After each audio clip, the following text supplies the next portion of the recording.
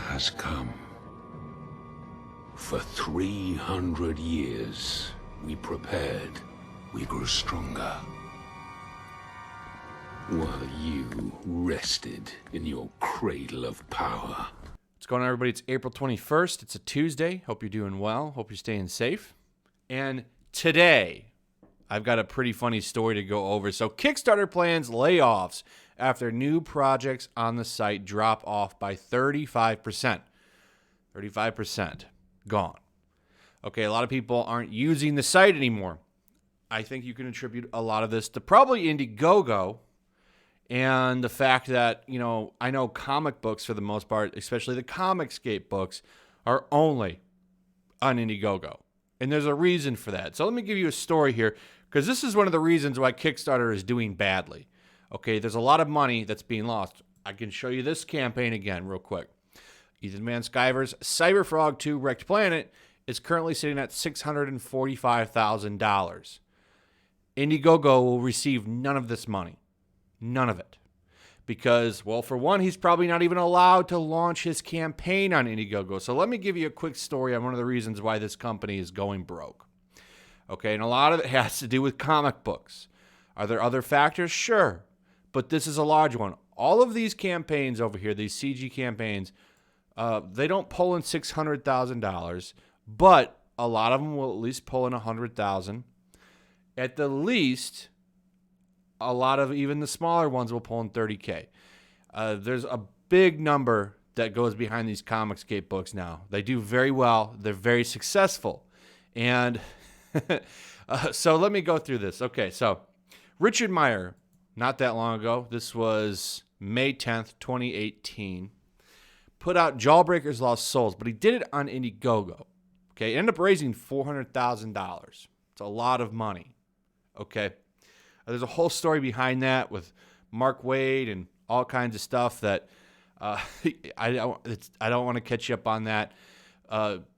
He was originally, but we're just going to go with what this originally was. He was going to put this on Kickstarter. Then a bunch of people complained. All of the big woke brigade over on Twitter complained, said, we don't want that man's book on our platform. He's an istaphobe, which is total BS. Not true. But, he got painted with it because he criticized comics.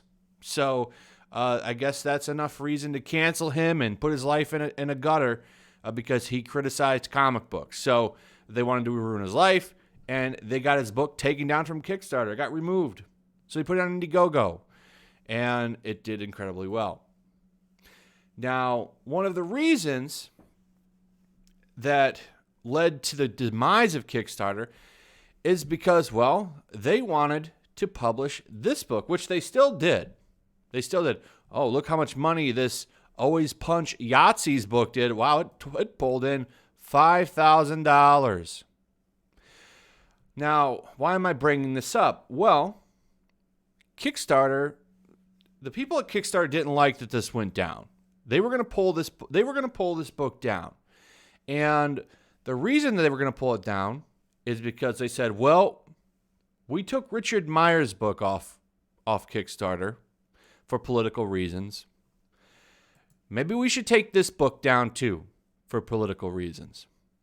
And from what I understand, the employees at Kickstarter didn't like that at all. They didn't care for that. And because of it, they actually ended up unionizing the company. And what kicked off the unionization of Kickstarter was this book. And because of that, they've had significant say of what can and can't be on the website. And, I mean, is there a reason that this book couldn't be on that website? Look at all this money lost. The amount of money lost by Kickstarter is significant.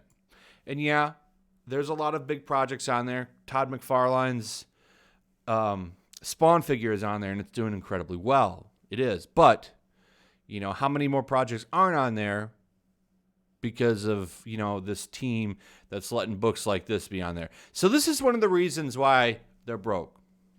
And unfortunately for a lot of the comic book pros that are going to need this platform, because crowdfunding is pretty much going to be the key and a needed element of selling your independent books now, it's going to be a bigger hit for them because they could go on here and they would get the books boosted. They could also keep competition off of here. Kickstarter, I don't see them sticking around after another year or two. And once again, the whole get woke, go broke motto seems to apply to this company. So let me go through this real quick. Kickstarter announced in an internal memo today that's likely going to lay off employees. The CEO wrote that the crowdfunding company has seen a significant drop in crowdfunding projects being listed on the site, which is how Kickstarter makes its money. Projects are down about 35%, the memo states, with no clear sign of rebound. Conversations are now starting with Kickstarter's union organizers about potential layoffs. 60% of Kickstarter's 140 employees are unit members, and they successfully voted to unionize in February this year, making them the first major technology company to do so. Hansen writes that the company brought in $1.27 million in after-tax product last year, and that money has already been reinvested back into the business. He's now looking for more significant cost-cutting, including reducing senior leaders' salaries, including his own, not automatically back hiring open roles and cutting the budget wherever we can. Still, layoffs are likely imminent. We must look more broadly at ways to restructure the business, including potential layoffs across teams and at all levels of staff, the memo states. Hassan says Kickstarter is in talks with the office and professional employees at International Union, which represents Kickstarter's union. The OPEIU says it has begun the discussion with Kickstarter management, but it's still too early to process to commit further. And that's pretty much their statement there. So, was it worth it to lose all of that business over this book? This is the book that sparked their unionization. This is why there's a union there now, because the company said, look, we got rid of this book. It's only fair that we get rid of this book. And they fought tooth and nail for this book to make a whole whopping $5,000 for the company. I don't know what the percentage, so they didn't make $5,000, right? They made a percentage of that $5,000. I don't know what that is, okay? I don't know how much Indiegogo takes from creators either, but I would imagine the percentage from $5,000 is probably not that much. Now I wonder what the percentage of this $400,000 would have been.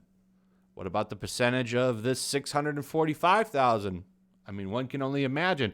They don't seem to care about money over at Kickstarter, is what I got from all of this. And now, well, they're paying for it, down 35%. And, will they survive? I don't know. Indiegogo seems to allow anybody to go on there and make their books or put their project on there, which I like a little bit better. If I do a comic, I will not put it on Kickstarter. It will only be available on Indiegogo. I really want to, for example, I just don't want to support Kickstarter. I'd really like to get that Spawn figure, but, I know Richard Meyer. He's a good dude, and I just I don't like what they did. So I don't have a Kickstarter account. I don't know if I ever make one. I'm hoping that Todd will put that figure on Indiegogo. But anyway, that's pretty much it, guys. I don't have really much else to say about this. I just wanted to give you the history, and I wanted to kind of laugh a little bit at Kickstarter going out of business. Well, they're not out of business yet, but give it time. Give it time. I think it's only a matter of time before they go bust. And good. They deserve it. They deserve it. Because if you go broke, you're inevitably going to go broke.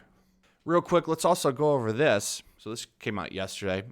DC expands its digital-first comic book release program. A couple things going on here. So here's what's happening with DC.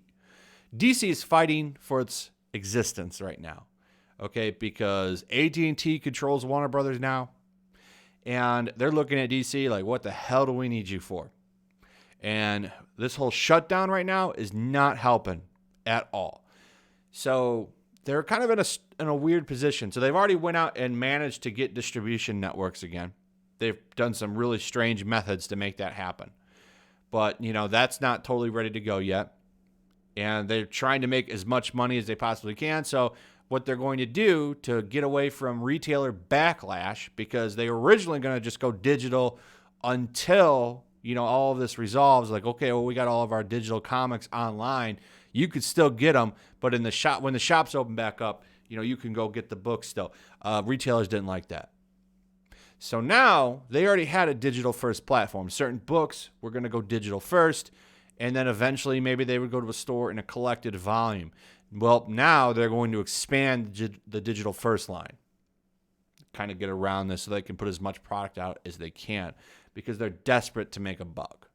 Unlike Marvel, which got all that Papa Disney money, Warner Brothers doesn't have the luxury of just pumping money into DC no matter what. This is why Marvel can put out trash upon trash like New Warriors.